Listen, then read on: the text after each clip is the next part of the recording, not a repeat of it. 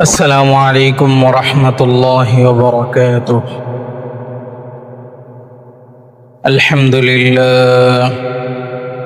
الحمد لله وكفى وسلام على عباده الذين اصطفى. أما بعد فأعوذ بالله من الشيطان الرجيم. بسم الله الرحمن الرحيم. إن الذين يأكلون أموال اليتامى ظلما إنما يأكلون في بطونهم نارا وسيصلون سعيرا. وقال تعالى: ألم يجدك يتيما فآوى ووجدك ضالا فهدى ووجدك عائلا فأغنى فأما اليتيم فلا تقهر وأما السائل فلا تنهر وأما بنعمة ربك فحدث. وعن أبي هريرة رضي الله تعالى عنه قال: قال رسول الله صلى الله عليه وسلم: أنا وكافل اليتيم في الجنة كهاتين، وأشار بالسبابة والوسطى. صدق الله العظيم وصدق رسوله النبي الأمي الكريم। সবাই মুহাব্বতের সাথে একবার দুরূদ শরীফ পড়ি। اللهم صل على محمد وعلى آل محمد كما صليت على إبراهيم وعلى آل إبراهيم إنك حميد مجيد. اللهم بارك على محمد وعلى آل محمد كما باركت على إبراهيم وعلى آل إبراهيم إنك حميد مجيد. সবাই একটু জিকির করে নেই। প্রতিদিন তো দুরূদ শরীফ পড়ি, আজকে একটু জিকিরের অভ্যাস করি। লা ইলাহা ইল্লাল্লাহ, লা ইলাহা ইল্লাল্লাহ, লা ইলাহা ইল্লাল্লাহ, লা ইলাহা ইল্লাল্লাহ, লা ইলাহা ইল্লাল্লাহ, লা ইলাহা ইল্লাল্লাহ, লা ইলাহা ইল্লাল্লাহ, লা ইলাহা ইল্লাল্লাহ, মুহাম্মাদুর রাসূলুল্লাহ সাল্লাল্লাহু আলাইহি ওয়াসাল্লাম। সমস্ত প্রশংসা মহান রব্বুল আলামিনের শাহী দরবারে, যিনি আমাদেরকে আজকের এই দামি দিনে, গুরুত্বপূর্ণ দিনে আল্লাহর ঘর মসজিদে আসার, বসার, কোরআন ও হাদিস থেকে কিছু কথাবার্তা শোনার তৌফিক দান করেছেন। এই জন্য সকলেই কালিমাতুশ শুকর পাঠ করি, আলহামদুলিল্লাহ। মুহতারাম হাজিরিন, আমরা একটি হাদিস নিয়ে আলোচনা করতেছিলাম, যে হাদিসের মধ্যে আল্লাহ রসুল সাল্লাল্লাহু আলাইহি ওয়াসাল্লাম 7টা বিষয়কে হারাম করেছেন, 7টা কবিরা গুনার কথা বলেছেন। সবার মনে আছে তো? তো এই 7টা বিষয় থেকে কয়টা বিষয় শেষ হয়েছিল বলেন তো দেখি, জোরে বলেন। 4টা বিষয় শেষ হয়েছিল। আর অবশিষ্ট আছে কয়টা? 3টা বিষয়। আজকের জুমায় সেই বাকি 3টা বিষয় নিয়ে আলোচনার চেষ্টা করব। ওমা তৌফিক ইল্লা বিল্লাহ। একটু পেছন থেকে রিভিশন দিয়ে আসি। যে 4টা গুনাহের কথা বলা হয়েছিল, আল্লাহ রাসূল বলেন ইজতানিবুস সাবআল মুবিকাত, তোমরা ধ্বংসাত্মক 7টি গুনাহ থেকে বেঁচে থাকো। তো সেই ধ্বংসাত্মক 7টি গুনাহ কি কি? আল্লাহ রাসূল বলেন 1 নম্বর হইল আশিরকু বিল্লাহ, আল্লাহর সাথে শিরিক করা। শিরিক আবার 2 প্রকার, একটা হইল আশিরকু বিল্লাহ ফি জাতিহি, আশিরকু বিল্লাহ ফি সিফাতিহি। আবার শিরিক 2 প্রকার, শিরকে আকবর, শিরকে আসগর, বড় শিরিক, ছোট শিরিক। এরপরে 2 নম্বর কবিরা গুনাহ ছিল আসসিহরু, জাদু করা। 3 নম্বর কবিরা গুনাহের আলোচনা গেছিল ওয়াকতলুন নাফসিল্লাতি হারামাল্লাহ, কোনো মানুষকে অন্যায়ভাবে হত্যা করা, মানুষ মারা, কোনো মানুষের জান বিপন্ন করা, কারো ক্ষতি সাধন করা, এটাও একটা কবিরা গুনাহ। 4 নম্বর যে জঘন্য এবং সবচেয়ে নিন্দনীয় কবিরা গুনাহের কথা আলোচনা করা হয়েছে, সেটি হলো সুদ খাওয়া, সুদের ব্যবসা করা, সুদের কার্যক্রমের সাথে জড়ানো। এই 4টা গুনাহের কথা আমরা গত সপ্তাহে এবং এর আগের সপ্তাহে আলোচনা করেছিলাম। বিশেষত সুদ সম্পর্কে গত সপ্তাহে বিস্তারিত আলোচনা হয়েছে। তো এই সপ্তাহের 5ম নম্বর কবিরা গুনাহ আল্লাহ রাসূল বলেন ওয়া আকলু মালিল ইয়াতীম وأكل مال اليتيم والتولي يوم الزحف وقذف المحصنات المؤمنات الغافلات।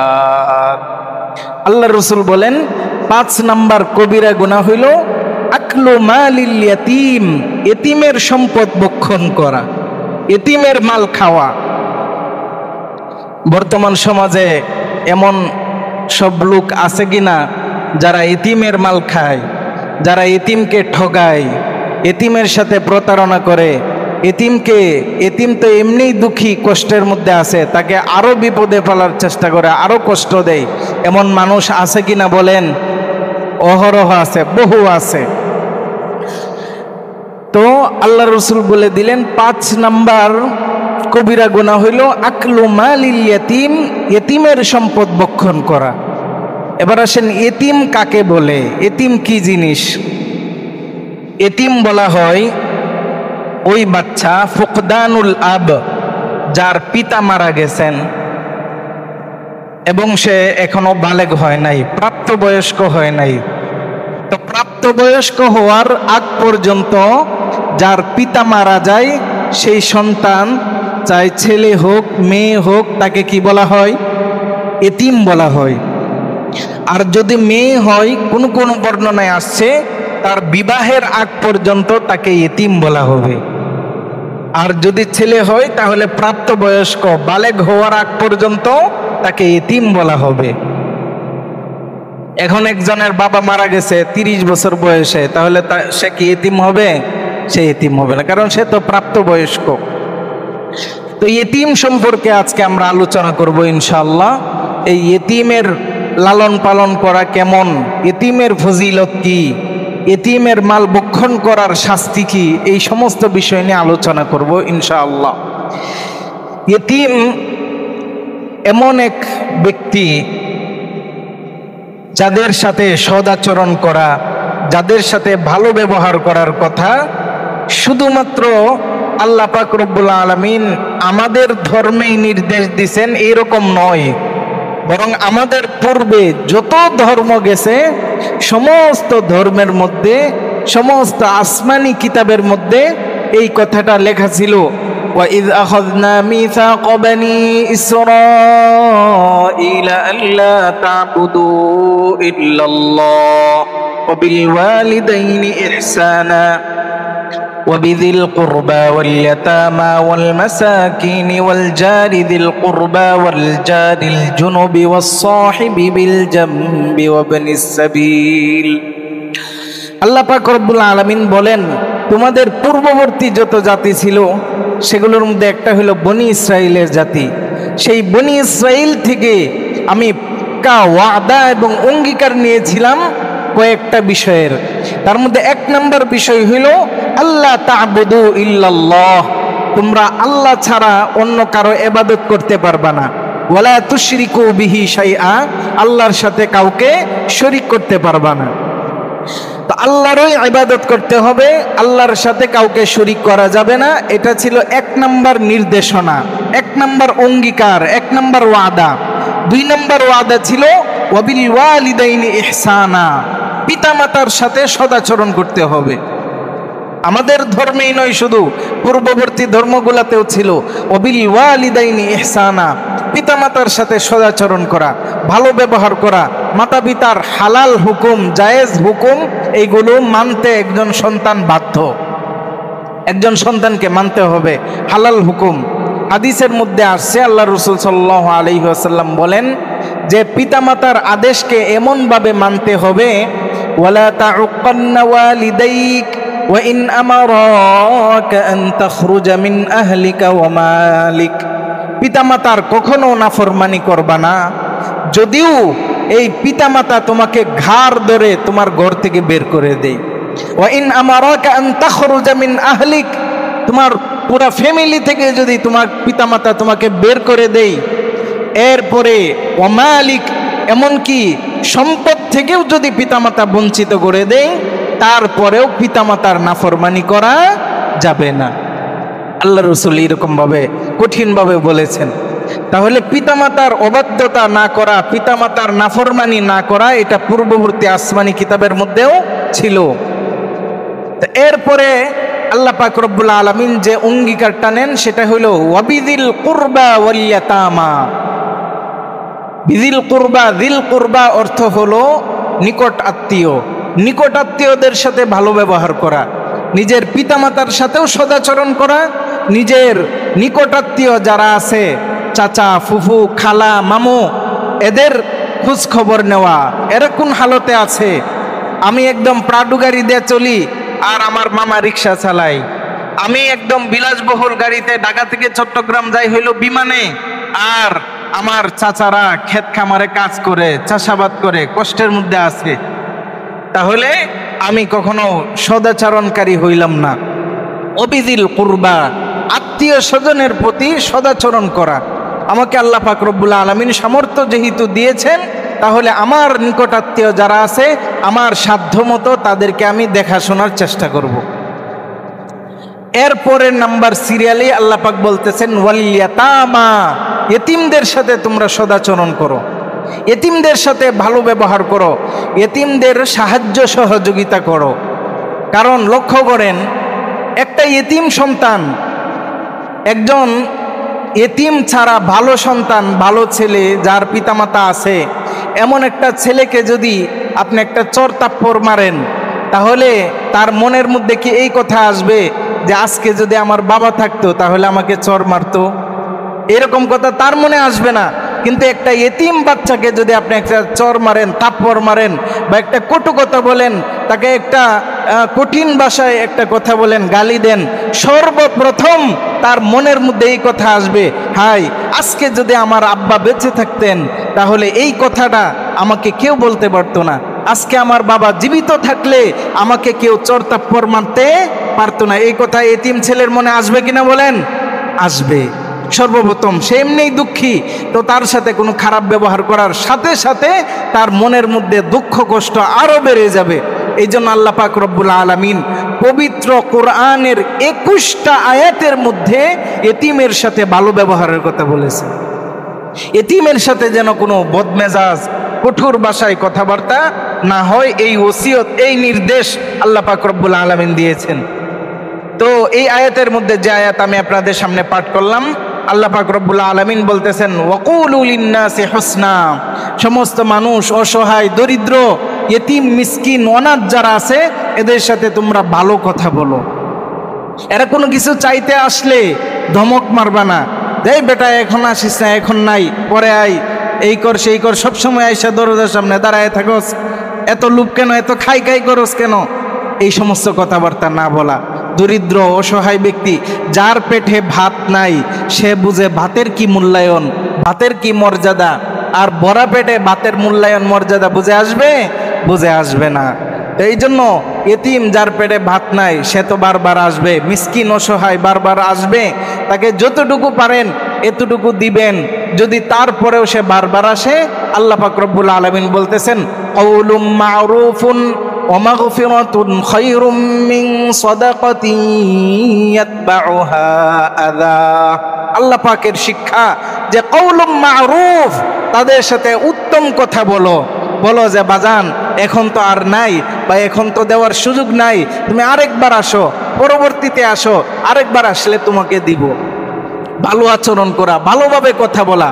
তো আল্লাহ পাক বলতেছেন ওই সমস্ত মানুষ যারা দান সদকা দিয়ে খুঁটা দেয়, ইয়াতবাউহা আযা, মানুষকে কষ্ট দেয়, দান করে বলে যারে আমি তো অমুকরে দিছি, আমি তো অমুকরে এই করছি সেই করছি। আল্লাহ বলেন ওই ব্যক্তির চাইতে যেই ব্যক্তি দিতে পারলো না কিন্তু সান্ত্বনামূলক কথা বলে দিল, সে তার এই সান্ত্বনামূলক কথাটা ওই ব্যক্তির থেকেও উত্তম যেই ব্যক্তি কিছু দিয়া এরপরে খুঁটা দিল। তো এই জন্য এতিমের সাথে সদাচরণ, ভালো ব্যবহার করতে হবে। আল্লাহ পাক রব্বুল আলামিন আরেক আয়াতে ইরশাদ করেন সূরাতুল বাকারা 2 নম্বর পারার 5 নম্বর পৃষ্ঠা, লাইসাল বিররা আন তুওয়াল্লু ওয়ুজুহাকুম কিবালাল মাশরিকি ওয়াল মাগরিব ওয়ালাকিন্নাল বিররা মান আমানা বিল্লাহি ওয়াল ইয়াউমিল আখির ওয়াল মালাইকাতি ওয়াল কিতাবি ওয়ান নাবিয়্যিন। আল্লাহ পাক রব্বুল আলামিন বলেন লাইসাল বিররা আন তুওয়াল্লু ওয়ুজুহাকুম কিবালাল মাশরিকি ওয়াল মাগরিব। তোমরা মনে করছো যে ভালো কাজ শুধুমাত্র নামাজ কালাম পড়বা, পশ্চিম দিকে ফিরে খালি ইবাদত বন্দিগি করবা, এটার নামই ভালো কাজ নয়, এটার নামই ইবাদত বন্দিগি নয়।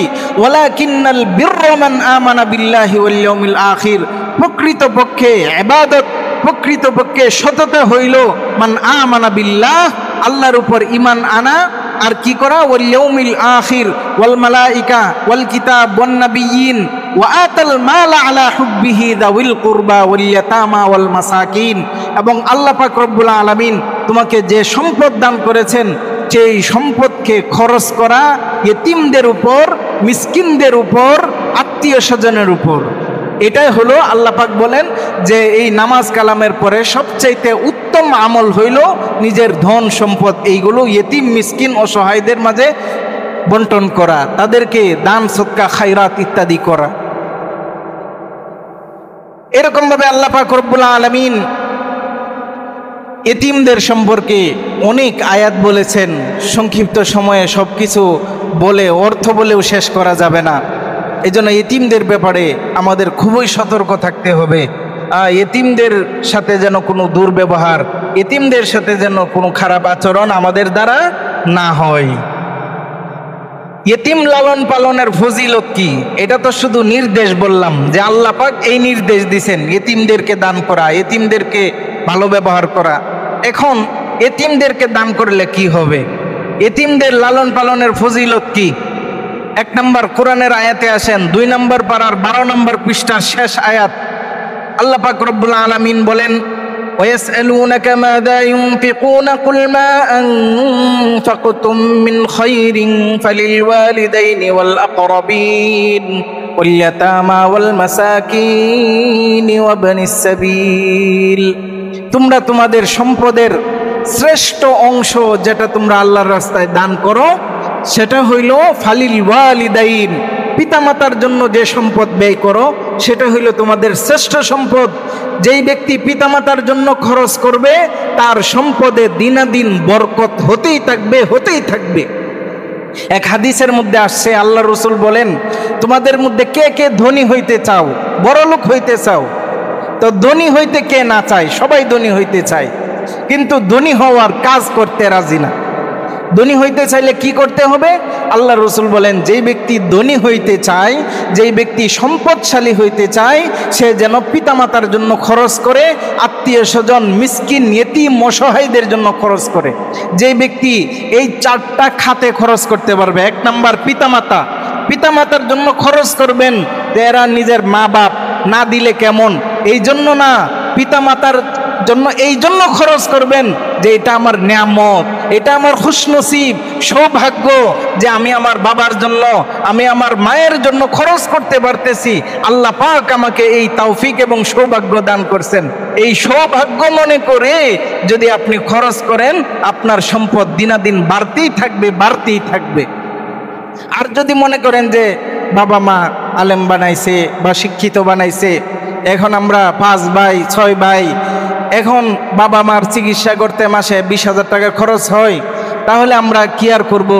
এই 5-6 ভাগে ভাগ করে প্রত্যেকেই বিপদে পড়ছি, এখন কি আর করা? এই 6 জনে মিলিয়ে ওই ভাগ করে নেই, 3,000-4,000 টাকা ভাগ করে করে পিতামাতারে একদম মাছের বাগা আছে না বাজারে, যেরকম যারা পুরা মাছ কিনতে না পারে এরা কি করে মাছের বাগা করে, অল্প অল্প অল্প অল্প করে ভাগ করে যে তুমি দেবে। আবার এমনও পিতামাতা আছে যে পিতামাতা কত কষ্ট করে সন্তানদেরকে লালন পালন করে। যাদের সন্তান আছে তারা বুঝে যে একটা সন্তানের জন্য, একটা সন্তানকে মানুষ বানানোর জন্য পিতামাতা কি না করে, কি না করে, নিজের জানটা পারে না শুধু দেয়া দিতে, আর বাকি সব করে নিজের সন্তানের জন্য। আর সেই সন্তান বড় হয়ে কি করে? বড় হয়ে ওই পিতামাতাকে লালন পালন করবে, খেদমত করবে, টাকা পয়সা দিবে, এটাকে বিপদ মনে করে। তো কি করে? যে পিতামাতারে যদি মাসে মাসে 3 ভাই মিলে 5,000 করে টাকা দেয়, তাহলে তো 15,000 টাকা হয়ে যাবে। হাই হাই, 5,000 টাকা দেয়া দিতে হবে। আর যদি পিতামাতারে আমার সাথে খাওয়ায়, 1 সপ্তাহ আমার সাথে খাওয়ায়, আরেক সপ্তাহ আরেক ভাই খাওয়ায়, আরেক সপ্তাহ আরেক ভাই খাওয়ায়, তাহলে দেখা যাবে 2 জন মানুষের খাবারের খরচ আর কত? 1,500-2,000 টাকার ভিতরে হয়ে যাবে। গ্রামের বাড়িতে দেখা যায় চাল তো কিনাই থাকে, অল্প টাকা খরচ হবে। এই জন্য ওই পিতামাতারে ভাগাভাগি করে নেই, 1 ভাইয়ের ঘরে 1 সপ্তাহ, আরেক ভাইয়ের ঘরে আরেক সপ্তাহ। কি নির্লজ্জ বেহায়া সেই নির্লজ্জ লোকের জন্য এই পিতামাতা সারা রাত তার ঘুমকে বর্জন করেছেন, সারা দিন নিজে না খায়া সন্তানকে খাওয়াইছেন। এরপরে কত কষ্ট করে, কত কষ্টের কাজ করে, কুলিগিরি করে, কামারগিরি করে, এরপরে রাস্তায় রাস্তায় মানুষের কাজ করে কামলা দিয়া এই সন্তান লালন পালন করছে। আর সেই সন্তান বড় হয়ে পিতামাতার সাথে এমন ব্যবহার করে, মাছের ভাগা করে। আল্লাহ পাক রব্বুল আলামিন আমাদেরকে হেফাজত করেন। তো এই জন্য আল্লাহ পাক কোরআনে বারবার বলছেন, যত আয়াত পাবেন, ওয়াবুদুল্লাহ ওয়ালা তুশরিকু বিহি শাইআ। আল্লাহ পাক বলতেছেন তোমরা আমি আল্লাহর ইবাদত করো, আমার সাথে কাউকে শিরিক করবে না। এরপরেই যত আয়াত আছে সব আয়াতে বলেন ওয়াবিল ওয়ালিদাইনি ইহসানা। আল্লাহর হকের পরেই সর্বপ্রথম হক হইল মাতা পিতার হক আদায় করা, মাতা পিতার সাথে ভালো ব্যবহার করা, মাতা পিতার যা যা প্রয়োজন সেটা করা। ওয়াবিদিল কুরবা ওয়াল ইয়াতামা ওয়াল মাসাকিন ওয়াল জারি দিল কুরবা ওয়াল জারিল জুনুব। আল্লাহ পাক রব্বুল আলামিন বলেন, তোমাদের মালকে যদি বরকতময় করতে চাও, শ্রেষ্ঠ মালের অংশ বানাইতে চাও, তাহলে 1 নাম্বার হইল ফালিল ওয়ালিদাইন, পিতামাতার জন্য খরচ করো। 2 নাম্বার ওয়াল ইয়াতামা ওয়াল মাসাকিন, এতিমদের জন্য খরচ করো, মিসকিনদের জন্য খরচ করো। এতিম মিসকিনদের জন্য খরচ করবা, তোমার মালের মধ্যে বরকত হতেই থাকবে, হতেই থাকবে। তোমার মাল হবে শ্রেষ্ঠ মাল, শ্রেষ্ঠ সম্পদ। মুহতারাম মুসল্লিয়ানে কেরাম, এই হইল কোরআনে বর্ণিত এতিমকে লালন পালন করার, এতিমের দেখাশোনা করার ফজিলত। এবার আসেন আল্লাহ রসুল কি বলেন। عن مالك بن الحارث رضي الله تعالى عنه قال قال رسول الله صلى الله عليه وسلم من ضم يتيما بين أبوين مسلمين إلى طعامه وشرابه حتى يستغني منه وجبت له الجنة। আল্লাহ রসুল বলেন, যেই ব্যক্তি নিজের পিতামাতাকে খানা খাওয়ায়, পিতামাতাকে লালন পালন করে বৃদ্ধ বয়সে, এরপরে দেখলো এলাকার মধ্যে একটা এতিম আছে, এতিমকে লালন পালন করার মতো কেউ নাই, তো সে তার পিতামাতাকে যেমন শ্রদ্ধার সাথে, ভক্তির সাথে, মহাব্বতের সাথে পিতামাতার জন্য খরচ করে, ঠিক সেই রকমভাবে একটা এতিম সন্তানকেও তার ঘরের মধ্যে নিয়ে আসছে এবং সেই এতিমকেও খুব ইজ্জতের সাথে, সম্মানের সাথে সে লালন পালন করে। আল্লাহ রসুল বলেন, এই ব্যক্তির জন্য আমি বেশি কিছু বলবো না, ওয়াজাবাত লাহুল জান্নাহ, তার জন্য আল্লাহ পাক রব্বুল আলামিন জান্নাতকে ওয়াজিব করে দিবেন। কত বড় সুসংবাদ, তার জন্য জান্নাত ওয়াজিব হয়ে যাবে। এরপরে আল্লাহ রাসূল সাল্লাল্লাহু আলাইহি ওয়াসাল্লাম আরেক হাদিসে বলেন যে তার জন্য জান্নাত ওয়াজিব হবে। তো জান্নাত ওয়াজিব হওয়ার পরে সে জান্নাতে কেমন জায়গায় থাকবে? যে ইয়েতিমের লালন পালন করবে সে জান্নাতে কেমন জায়গায় থাকবে? তো হযরত আবু হুরায়রা রাদিয়াল্লাহু তাআলা আনহু থেকে বর্ণিত বুখারী শরীফের হাদিস, আল্লাহ রাসূল বলেন, আনা ওয়া কাফিলুল ইয়াতীমি ফিল জান্নাতি কাহাতাইন। আল্লাহ রাসূল এইভাবে দুইটা আঙ্গুল একসাথে করলেন। দেখেন সবাই লক্ষ্য করেন, এইভাবে দুইটা আঙ্গুল একসাথে করলেন। আল ওয়ুসতা আস-সাব্বাবা, আস-সাব্বাবা আল ওয়ুসতা। এই আঙ্গুলকে আরবিতে বলা হয় তর্জনী। আস-সাব্বাবা আরবিতে বলা হয় সাব্বাবা, আর বাংলাতে বলা হয় তর্জনী। আর এই আঙ্গুলকে আরবিতে বলা হয় আল ওয়ুসতা, বাংলাতে বলা হয় মধ্যমা। আল্লাহ রসুল এই দুইটা আঙ্গুলকে একসাথে মিলাইয়া এইভাবে মিলাইলেন। মাঝখানে কোনো ফাঁকা আছে এই দুই আঙ্গুলের? বলেন, কথা বলেন না, মাঝখানে ফাঁকা আছে? কোনো ফাঁকা নাই। এরপরে আল্লাহ রসুল হালকা খফিফ, একদম হালকা একটু ফাঁকা করলেন। এখন হালকা একটু ফাঁকা না? এইভাবে ফাঁকা করলে তো অনেকটা ফাঁকা। তো এইভাবে আল্লাহ রসুল অল্প করে একটু ফাঁকা করলেন। ফাঁকা করে বলতেছেন, এই দুইটা আঙ্গুল যেমন একটা আঙ্গুল আর একটা আঙ্গুলের সাথে লাগানো, এবং এই দুই আঙ্গুলের মাঝখানে যেমন অল্প পরিমাণ ফাঁকা, ঠিক সেই রকমভাবে ওই ব্যক্তি যে ইয়েতিমের কফালত করবে, ইয়েতিমকে দেখাশোনা করবে, ইয়েতিমের জন্য খরচ করবে, আল্লাহ পাক রব্বুল আলামিন জান্নাতের মধ্যে সেই ব্যক্তিকে আমার পাশাপাশি এইরকমভাবে রাখবেন। অর্থাৎ আমার জান্নাত আর তার জান্নাতের দূরত্ব হবে এই অল্প পরিমাণ জায়গায়, বেশি দূরত্ব নেই। আনা ওয়া কাফিলুল ইয়াতীম কাহাতাইন। অথচ বর্তমান সমাজের মধ্যে ইয়েতিমদের সাথে সবচাইতে বেশি দুর্ব্যবহার হয় কিনা বলেন? সবচাইতে বেশি দুর্ব্যবহার হয়। এরপরে আল্লাহ রাসূল সাল্লাল্লাহু আলাইহি ওয়াসাল্লাম আরেক হাদিসে বলেন যে আমরা ইয়েতিমের সাথে দুর্ব্যবহার করি। শুনেন আল্লাহ রাসূল হাদিসের মধ্যে কি বলেন। عن أبي أمامة الباهلي رضي الله تعالى عنه أن رسول الله صلى الله عليه وسلم قال من مسح رأس يتيم لم يمسحه إلا لله كان له بكل شعرة مرت عليها يده حسنات। আল্লাহ রাসূল বলেন, যে ব্যক্তি মুহাব্বতের সাথে অন্তরটাকে নরম করে একজন ইয়েতিমের মাথাটা মুছে দিল। আমরা অনেক সময় কোন একটা ছোট বাচ্চা কান্না করতেছে, তাহলে তারা আদর করার জন্য কি করি? মাথাটা একটু মুছে দেই, মুখের উপর একটু হাত বুলাইয়া দেই, পিঠের মধ্যে একটু হালকা হালকা করে মৃদুভাবে থাপ্পড় দেই। মানে এটা আদরের থাপ্পা, মার দেওয়ার থাপ্পড় না। একটু হাতের মধ্যে পিঠের মধ্যে হাতটা বুলাইয়া দেই, মাথার মধ্যে হাতটা বুলাইয়া দেই। আল্লাহ রাসূল বলতেছেন, কোন ব্যক্তি যদি একজন ইয়েতিমকে একটু স্নেহ করার জন্য, আল্লাহকে রাজি খুশি করার জন্য, ইয়েতিম সন্তুষ্ট হবে, ইয়েতিমকে একটু খুশি করার জন্য তার মাথার উপরে হাত বুলাইয়া দেয়, তাহলে তার এই হাতের নিচে কানা লাহু বিকুল্লি শারাতিন মাররাত ইয়াদুহু, তার এই হাতটা ইয়েতিমের যতগুলো চুলের উপর দিয়ে অতিক্রম হয়, বিকুল্লি শারাতিন হাসানাত, প্রত্যেকটা চুলের বিনিময়ে আল্লাহ পাক রব্বুল আলামিন একটা করে সওয়াব দান করবেন।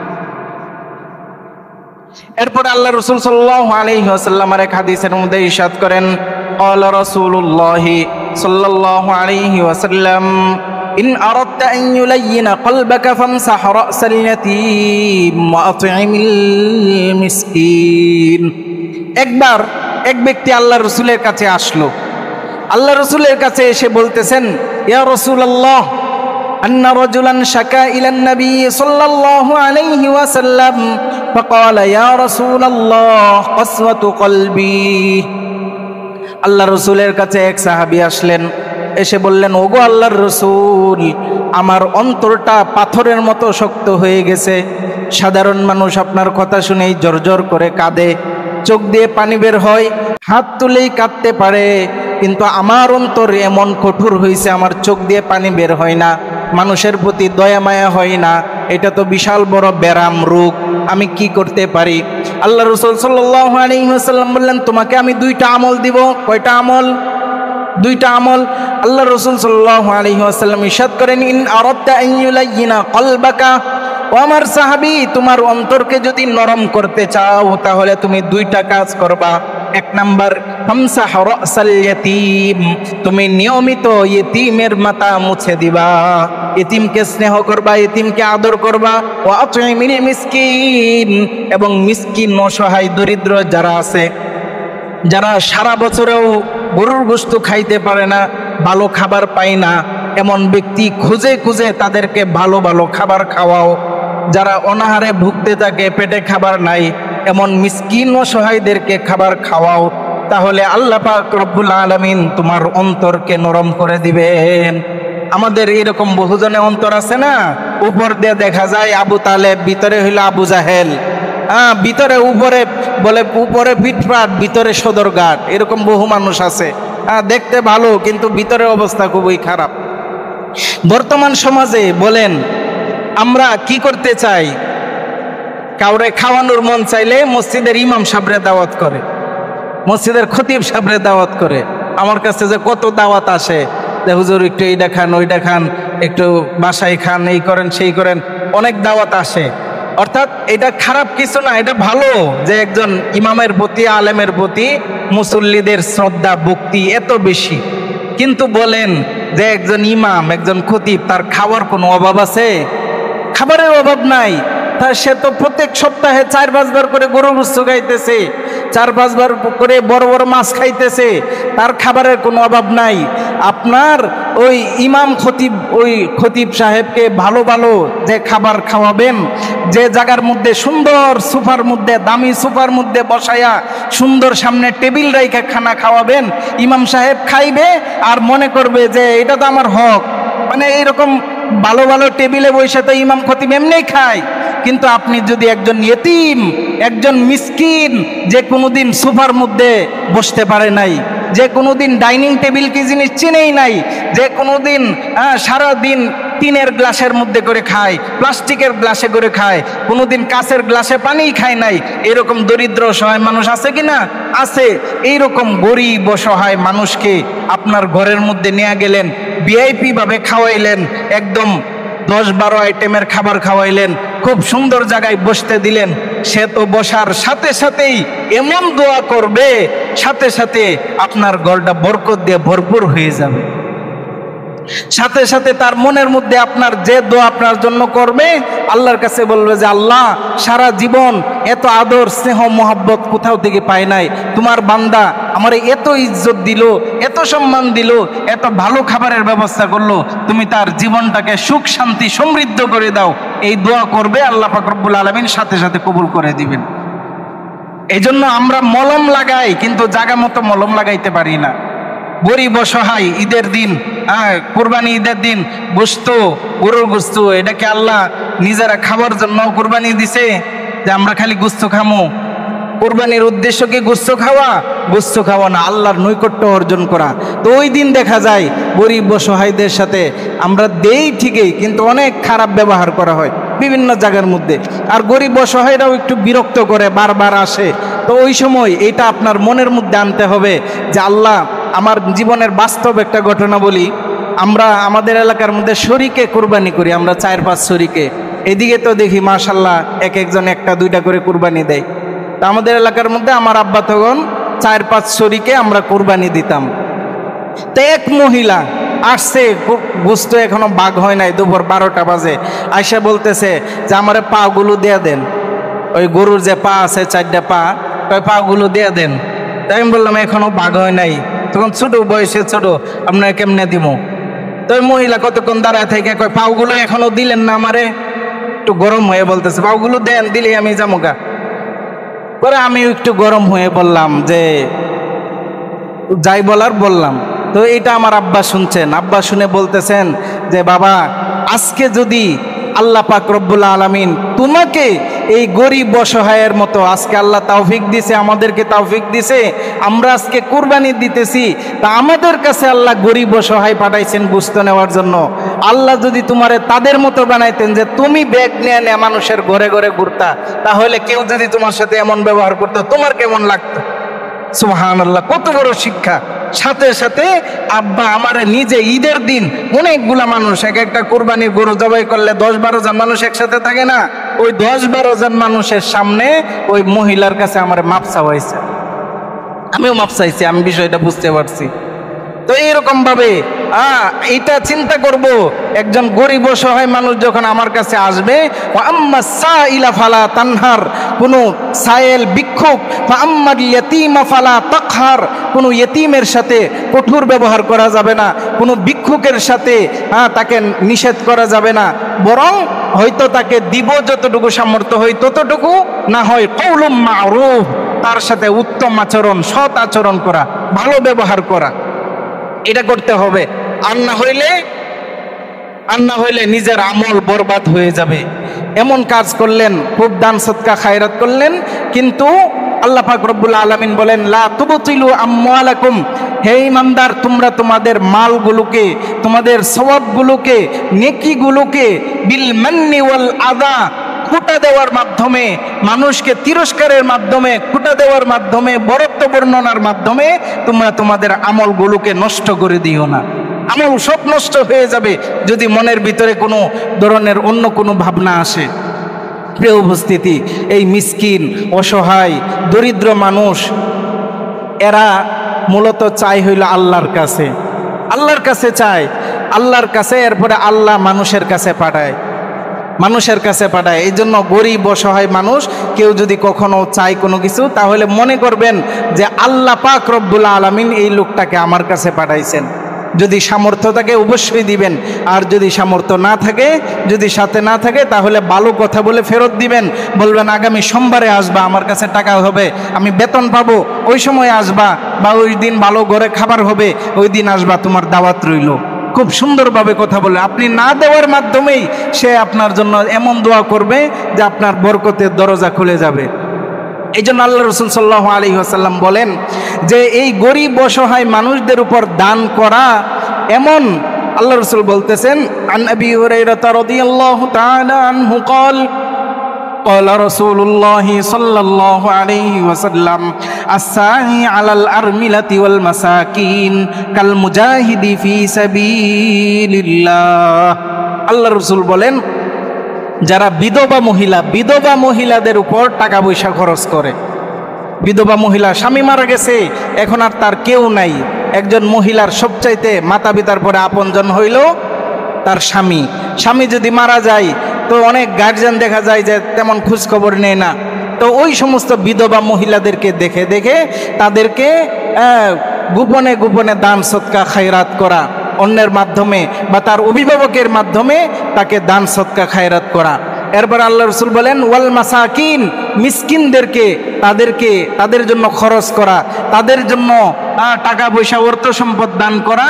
কাল মুজাহিদি ফি সাবিলিল্লাহ, আল্লাহর রাস্তায় যারা জিহাদ করলে যে সওয়াব, আল্লাহ পাক রব্বুল আলামিন সেই সওয়াব দান করেন। আরেক হাদিসের মধ্যে আছে কাল কাইমুল লাযী লা ইয়াফতুর, ওই ব্যক্তি, যে ব্যক্তি সারা বছর ধারাবাহিকভাবে রাতের বেলায় নামাজ আদায় করে, তাহাজ্জুদের নামাজ, ওয়াসাইমিল লাযী লা ইফতির, এবং ওই রোজাদার, যে রোজাদার সারা বছর রোজা রাখে, কোনো রোজা ভাঙ্গে না, ওই ব্যক্তির যে সওয়াব হয়, আল্লাহ পাক রব্বুল আলামিন এতিম অসহায় মিসকিনদেরকে যারা লাগাতার ধারাবাহিকভাবে খরচ বহন করে, আল্লাহ পাক রব্বুল আলামিন তাদেরকেও সেই সওয়াব দান করেন। আপনি খুঁজবেন, দেখবেন আপনার আয় ইনকাম অনেক টাকা আছে, তো আপনি দেখবেন বিভিন্ন মাদ্রাসার মধ্যে এতিম মিসকিন ছেলেদেরকে ভর্তি করা হয়। যে এতিম অসহায়, খুঁজে খুঁজে প্রকৃত অসহায় একটা ছেলে বাইর করলেন, যে তাকে আমি মাসে 1000 করে টাকা দিব, মাসে 500 করে টাকা দিব, তার কিতাব কেনার জন্য, তার নাস্তা খরচ বা তার খাবার বাবদ, যেন তার পিতার কষ্টটা কম হয়।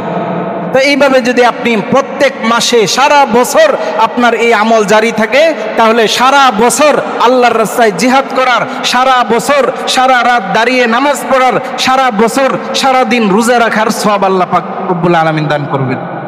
তা আমাদের এটা দরকার আছে কিনা বলেন? প্রত্যেকে আমরা সামর্থ্য অনুযায়ী আমরা এই আমল করব।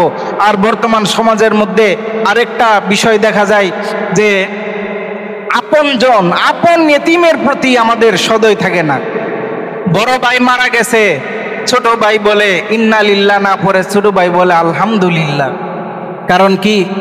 কারণ হইল ওই বড় ভাই এখন নাই, ওই বড় ভাইয়ের ভালো ভালো সম্পত্তি, ভালো ভালো জায়গা যেগুলো আছে, যেগুলোতে ভালো ভালো ফসল হয়, এখন ওই বাতি যারা ছোট আছে এদেরকে 4-5 বুঝ দেয়া সে ভালো ভালো জমিনগুলো নিজের নামে লিখে নিতে পারবে। এরপরে ভাইয়ের ব্যাংকের মধ্যে অনেক লাখ লাখ টাকা আছে, সেই টাকাগুলোকে সে অভিভাবকের নাম দিয়ে চাচা হয়ে এইগুলো আস্তে আস্তে সই দেয়া ওই হাতের কলমে বিভিন্ন পদ্ধতিতে নিজের নামে করে নিতে পারবে। এইরকম ঘটনা অহরহ হইতেছে। ভাইয়ের সাথে ভাইয়ের প্রতারণা, ভাতিজাদের সাথে চাচারা এরকম করে থাকে, সমানে করে থাকে।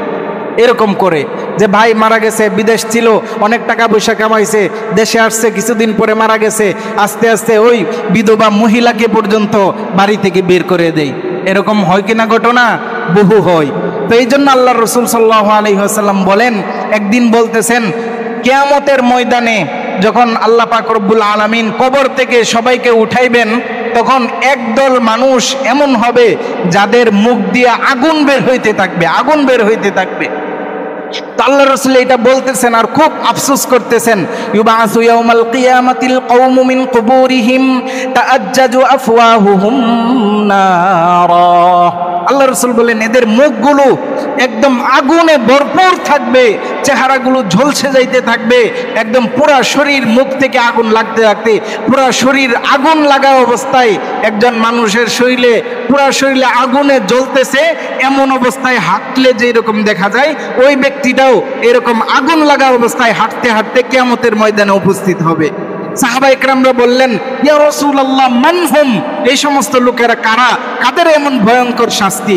তা আল্লাহ রাসূল বলতেছেন, আলাম তারা আন্নাল্লাহ ক্বাল ইন্নাল্লাযীনা ইয়াকুলুনা আমওয়ালাল ইয়াতামা যুলমান ইন্নামা ইয়াকুলুনা ফী বুতুনিহিম নারা ওয়া সায়াসলাউনা সাঈরা।